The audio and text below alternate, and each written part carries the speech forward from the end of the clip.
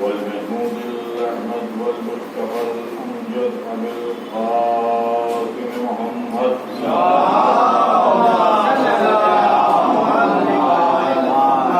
ثم الصلاة على وليه ووكيله ووزيره وأمينه وأخيه وأشرف أسرته وناصر ذريته سيد المسلمين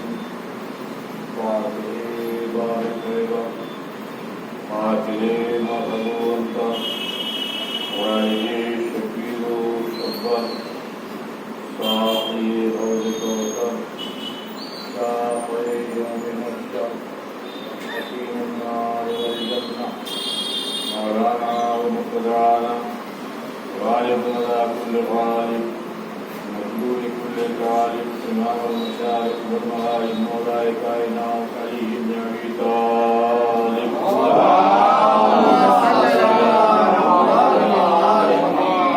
قال في شأنه ضربة ولي يوم الخندق أفضل من بارك الثقلين ثم الصلاة على الصديق الخائف المعصومين والأنبياء والأعداء وقابلهم وغاصب حقوقهم ومنكر فضائلهم ومصائبهم وشياطهم وطهارتهم وبلعتهم وعظمتهم آمين يا رب العالمين. بسم الله الرحمن الرحيم. قال رسول الله صلى الله عليه وسلم حسين مني وأنا من الحسين أحب الله ومن أحب حسينا وأبغض الله ومن أبغض حسينا صلوات محمد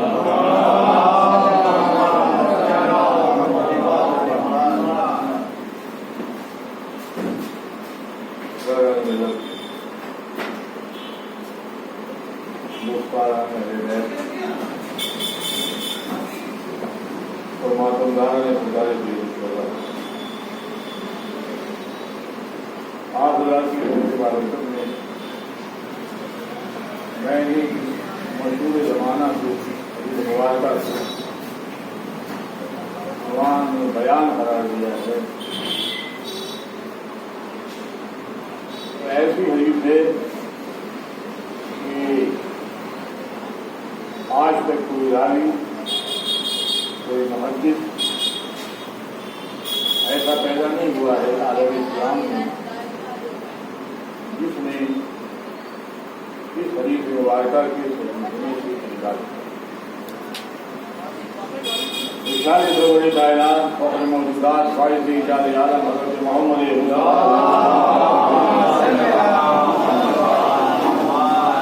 میرا حسین مجھ سے ہے اور میں حسین سے ہوں. اس کے بعد دعائیہ کلمات ہیں. رحمت للعالمین کی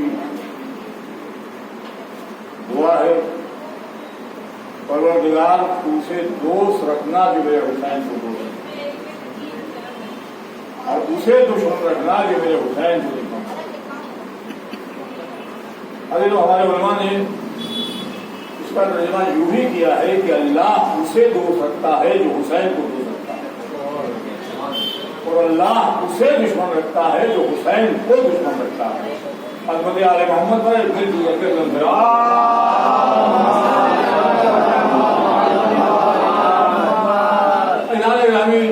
جب آپ دنیا فانی کا مطالعہ کریں گے دنیا کو غور سے دیکھیں گے تو آپ کو اس بات کا احساس ہو جائے گا کہ اس کائنات میں کام دو ایک تو وہ کام ہے جسے پروردگار عالم نے اپنے بندوں کے سپرد کر دیا ہے، بندوں کے ذمے کر دیا ہے، اور دوسرا وہ کام ہے جسے اللہ کے کائنات نے خود اپنے ذمے رکھا ہے، اس میں بندوں کا کوئی دخل نہیں، یعنی بندوں کے کام میں اللہ کا دخل نہیں، اللہ کے کام میں بندوں کا دخل نہیں۔ بندوں کا کام کیا ہے؟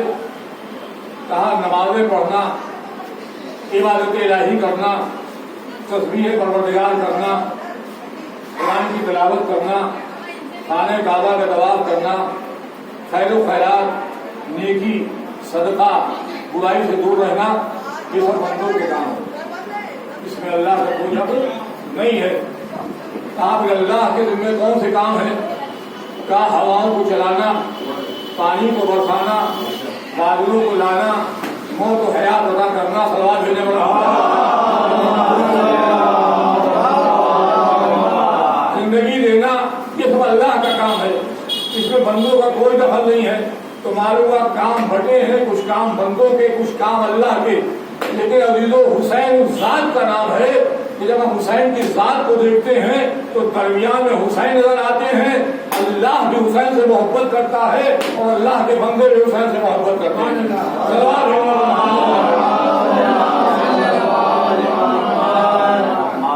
اور یہاں گرامی کے نام حسین میں اکثر یہ کہتا ہوں کہ نام حسین معجزہ ہے، قسم خدا کی معجزہ، نام حسین معجزہ ہے۔ دنیا نے بڑی کوششیں کی ہیں، بنی امیہ اور بنی عباس کی حکومتیں تباہ ہو گئی ہیں نام حسین کو مٹانے کے لیے، لیکن عزیزو اللہ نے کسی سے وعدہ کیا ہے کہ نام حسین صبح قیامت تک کے معجزہ بن کر کے زندہ رہے گا۔ اعلان گرامی کل بھی جو نام حسین معجزہ تھا، یعنی کل بھی ذکر حسین ہو رہا تھا، آج بھی ذکر حسین ہو رہا ہے، اور انشاءاللہ صبح قیامت تک یہ ذکر حسین ہوتا رہے گا۔ صلوات بھیجنے والا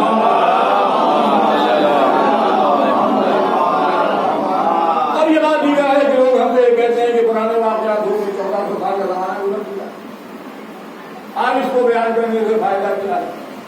میں یہ کہتا ہوں بھائی دعا کو جب ماں پڑھیے گا تو اللہ کی بارگاہ میں دعا کر دیجیے گا کہ پروردگار یہ آفتاب اور ماہتاب کے تنجیلیں، یہ چاند اور سورج، یہ سیارے یہ کروڑوں سال پرانے ہو گئے، انہیں غروب کر کے فائدہ کیا ہے؟ کہاں سمجھے نہیں کیا ہوا؟ کہاں آفتاب اور ماہتاب غروب ہو جائیں گے تو قیامت آ جائے گی، کائنات میں اندھیرا چھا جائے گا۔ ابھی لوگ اگر آفتاب و ماہتاب غروب ہو جائے تو کائنات میں اندھیرا چھا جائے، اگر ذکر حسین غروب ہو جائے تو ہماری مذہبی دنیا میں اندھیرا چھا جائے گا۔ جیسے آفتاب اور ماہتاب پوری کائنات کو منور کر رہا ہے، ذکر حسین اداکاروں کو، دلوں کو نورانی بناتا چلا رہا ہے۔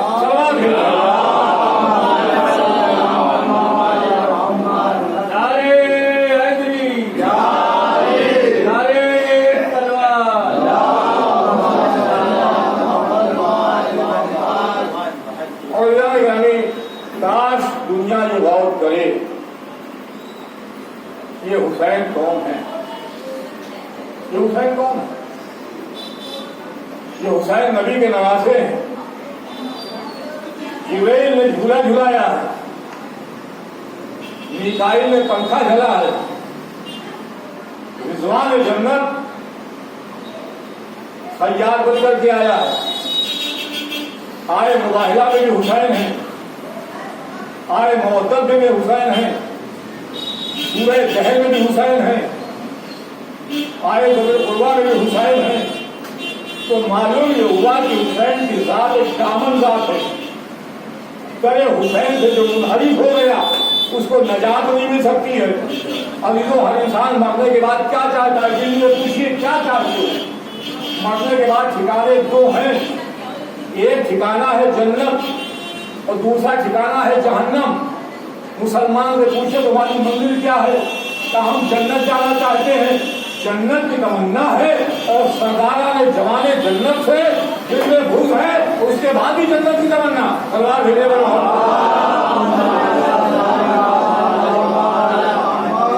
لوگ یہ کہتے ہیں کہ آپ بزرگان اسلام کو برا کہتے ہیں۔ عزیزو اتنا سب کچھ جانتے ہوئے بھی، اتنا سب کچھ مانتے ہوئے بھی، اتنا سب کچھ سمجھتے ہوئے بھی مسلمانوں نے نبی کے نواسے کو ہجری 61 میں میدان کربلا میں 3 دن کا بھوکا پیاسا قتل کر دیا. تو عزیزو جس نے قتل کیا مسئلہ یہ کہتے ہیں کہ ہم کو برا کہتے ہیں، عزیزو برا ہی نہیں کہتے ہیں بلکہ ہم کو قابل لعنت سمجھتے ہیں. دنیا ہم سے یہ کہتی ہے کہ قتل تو شیعوں نے کیا، خود ہی قتل کیا تھا، خود ہی روتے ہیں. تو آئیے 2 منٹ میں فیصلہ ہو جائے گا کہ قاتل حسین کون تھا. مل جل کے قاتل حسین پر لعنت بھیجتے ہیں. عزیزو لعنت بھیجنے کے بعد جس کا چہرہ گلاب کے پھول کی طرح سے کھل جائے وہ حسینی ہے، اور جس کے چہرے پر پھٹکار برسنے لگے وہ یزیدی ہے. صلوات بھیجے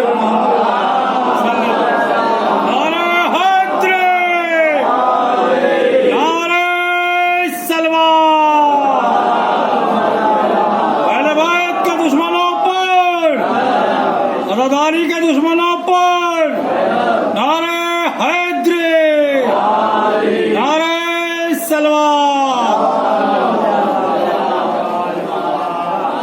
عزیزو آج آپ یوم حسین منائیے، آج آپ گھر حسین منائیے، آج آپ حسین ڈے منائیے، اور دنیا کے کسی بھی انسان کے پاس چلے جائیے اور آپ اس سے یہ کہیے کہ آج ہم نواز رسول کی شہادت کا دن منا رہے ہیں، آج ہم ذکر حسین کرنے جا رہے ہیں جس نے اپنے گلے کو کٹا کر کے صبح قیامت تک کے لیے انسانیت کے گلے کو زندہ کر دیا.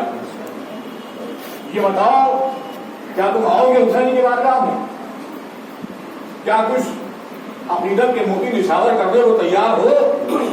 عزیزو شرط بس ایک ہے، وہ شرط یہ ہے کہ اس انسان کے سینے میں انسانیت کا دھڑکتا ہوا دل ہونا چاہیے.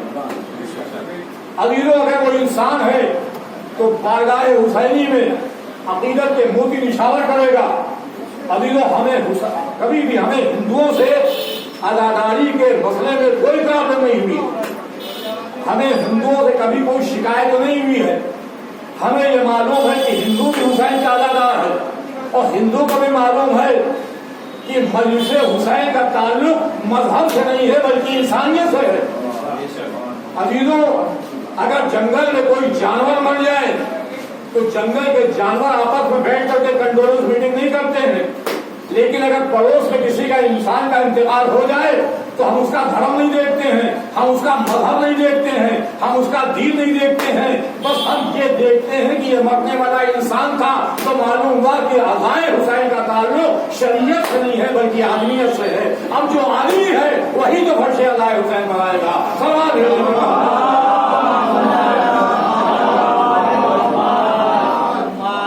دہریہ حسین کا مخالف نہیں ہے، مجوسی عزائے حسین کا مخالف نہیں ہے، بدھسٹ عزائے حسین کا مخالف نہیں ہے، ہندو عزائے حسین کا مخالف نہیں ہے، بدھ پرست عزائے حسین کا مخالف نہیں ہے. تو سوال یہ پیدا ہوتا ہے کہ جب کوئی بھی عزائے حسین کا مخالف نہیں ہے تو یہ شرک و بدعت کے فتوے کدھر سے آتے ہیں؟ جناب یہ سیاہ لباس پہننا جہنم ہے، سیاہ لباس پہننے والے جہنم میں ڈال دیے جائیں گے. بھائی ہم تو بعد میں ڈالے جائیں گے. یہ بتاؤ کعبہ کہاں جائے گا جس پر خلاف کعبہ سیاہ چڑھا ہوا ہے؟ بھائی بات سمجھ آئے گا تو سوال بھیجے گا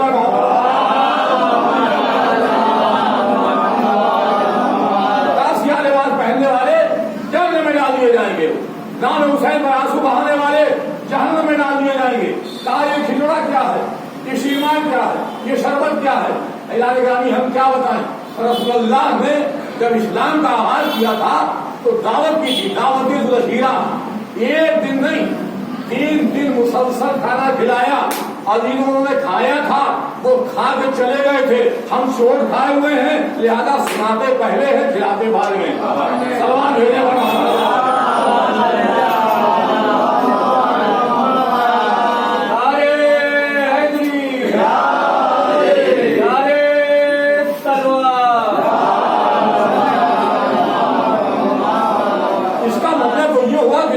نبی ہمارے پاس ہے. آج دنیا پھر سے نبی بیان کر رہی، دنیا کیا سے نبی بیان کرے گی؟ جب اللہ نے تبلیغ کا آغاز کیا، دین کا آغاز ہوا تو پہلے تبرک کا اہتمام کر لیا. یہ سیرت پیغمبر ہے. آج جب ہم ذکر حسین کرتے ہیں تو پہلے تبرک کا اہتمام کر لیتے ہیں. مسئلہ یہ ہے کہ آپ خود ہی کھا لیتے ہیں. تو یہ ہے کہ اگر ہم کربلا میں ہوتے تو ان کو کھلاتے, ہم کربلا میں ہوتے تو ان کو کھلاتے. ہم کربلا میں نہیں تھے, آج ہم ان کا غم مناتے ہیں, ان کی یاد کو تازہ کرتے ہیں, لہٰذا ہم ان کے نام پر کھلاتے پلاتے ہیں. ابھی لوگ کیا کہنا, یہ ایسا شہنشاہ ہے, نہ جانے کتنے بھوکھوں کا پیٹ بھرا ہے نام حسین پر, نہ جانے کتنے پیاسے سیراب ہو رہے ہیں نام حسین پر, نہ جانے کتنوں کے انہوں نے اولادیں دے دی ہیں. یہ سلوار بھیجے ہوئے محمد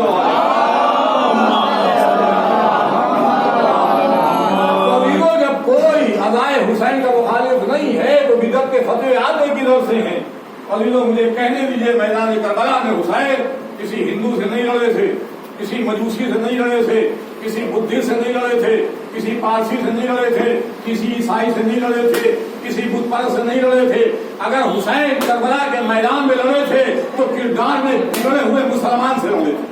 اور جیسا مسلمان کل حسین کے مقابلے میں میدان کربلا میں آیا تھا, آیا ویسا ہی مسلمان آبائے حسین کی مخالفت بھی کرتا ہوا نظر آ رہا. اللہ اکبر, نبی کا نواسا. آپ کی خدمت میں کیا عرض کروں, ابھی لوگ کربلا میں گروہ تھے. ایک یزیدی گروہ تھا, ایک حسینی گروہ تھا. نمازیں ادھر بھی تھی, نمازیں ادھر بھی تھی. تلاوت قرآن ادھر بھی تھی, تلاوت قرآن ادھر بھی تھی. کلمہ لا الہ ادھر بھی تھا, کلمہ لا الہ الا اللہ ادھر بھی تھا.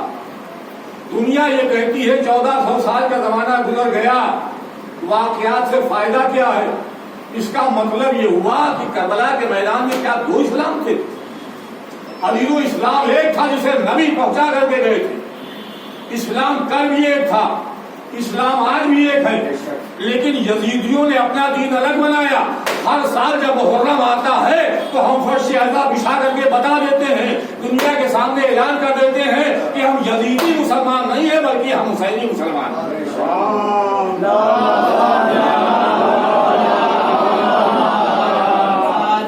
یہ حسین کی قربانی تھی, جو صدیم الشان قربانی نے حسین کو زندہ جاوید بنا دیا. حسین بن وانا من الحسین, میرا حسین مجھ سے ہے اور میں حسین سے. ہماری وقت میں گنجائش نہیں ہوتی تو اشارے کر کے آگے بڑھ جاؤں گا. دنیا کہتی ہے ہماری سمجھ میں نہیں آتا کہ رسول حسین سے کیسے. تو رسول نے دیکھا کہ مجھ سے پہلے جو انبیاء دنیا میں آئے ان کے جانے کے بعد ان کی شریعت کو پامال کر دیا گیا. ان کے امتیوں نے ان کے دین کو بدل ڈالا. مثال سامنے موجود تھی. عیسائی جناب عیسیٰ کو خدا کا بیٹا مان رہے تھے, اللہ کا نبی نہیں مان رہے. پیغمبر عالم لدنی ہوتا, پیغمبر آگے والے واقعات سے بخوبی واقف ہوتا ہے. رسالت کی دور بھی نگاہیں دیکھ رہی تھی. جب میں دنیا سے چلا جاؤں گا تو شریعت محمدی پامال کی جا رہی ہے. حلال کو حرام, حرام کو حلال کیا جا رہا ہوگا. اس وقت یہی میرا نواسا حسین آئے گا جس کی قربانی ایسی عظیم و شان قربانی ہوگی کہ کلمہ لا الہ الا اللہ بھی باقی رہے گا تو حسین کی وجہ سے, کلمہ محمد رسول اللہ بھی باقی رہے گا تو حسین کی وجہ سے. تو ابھی تو حسین ہجری 3 میں میرے مولا کی ولادت ہوئی اور ہجری 61 میں میدان کربلا میں میرے مولا کی شہادت ہوئی. تو ہجری 3 سے لے کر کے ہجری 61 تک کے حسین ہے رسول سے, لیکن اب شہادت کے بعد صبح قیامت تک کے لیے رسول ہے حسین سے. سلام بھیجنے پر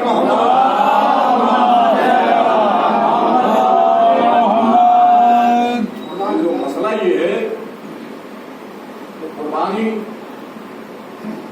ابلیس کے مزاج کے خلاف. ابلیس کو قربانی پسند نہیں. اللہ جانے کیسی دشمنی ہے اس قربانی سے. چھری آپ کی ہو, جسم آپ کا ہو, زخم آپ کے ہو, لہو آپ کا ہو, تکلیف کس کو ہے؟ اچھا ابلیس تو ایک ہی ہے, پھر اس کے لاکھوں کروڑوں پیروکار بھی اس کے شاہی بھی تو پیدا ہو گئے. بہت مشہور واقعہ ہے کہ اللہ کے پسندیدہ نبی جناب ابراہیم نے خواب دیکھا تھا. کہ میں اللہ کی راہ میں اپنے بیٹے کو ذبح کر رہا ہوں. آپ ایک دن دیکھا؟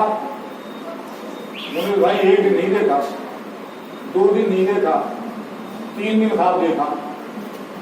جب مسلسل 3 دن تک خواب دیکھا تو اپنے بیٹے جناب اسماعیل سے کہا, میرے لال میں 3 دن سے خواب دیکھ رہا ہوں تو میں تمہیں اللہ کی راہ میں قربان کر رہا ہوں.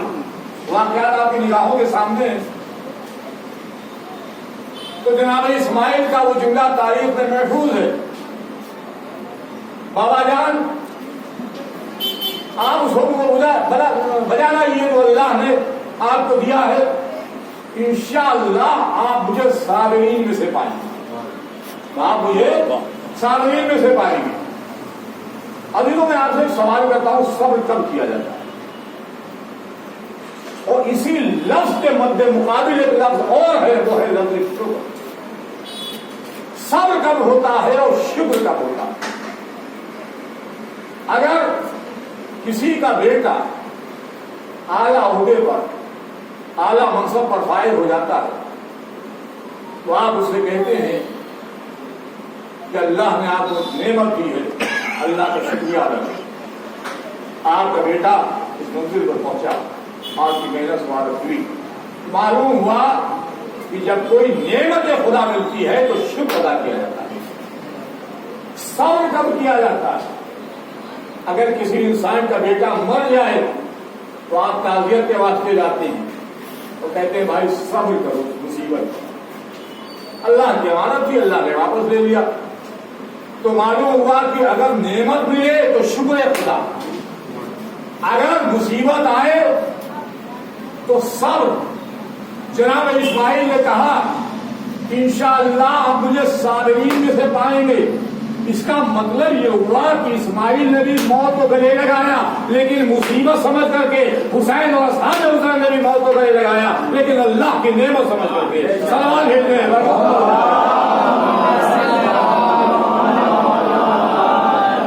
اب وہ تمام واقعات آپ کی نگاہوں کے سامنے ہیں.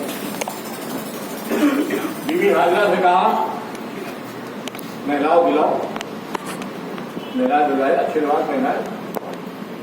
جناب اسماعیل کو لے کر کے چلے, کہا چھری اور رسی دے دو. پوچھا بھی میں نے چھری اور رسی کا کیا کام ہے, کہا دعوت میں جا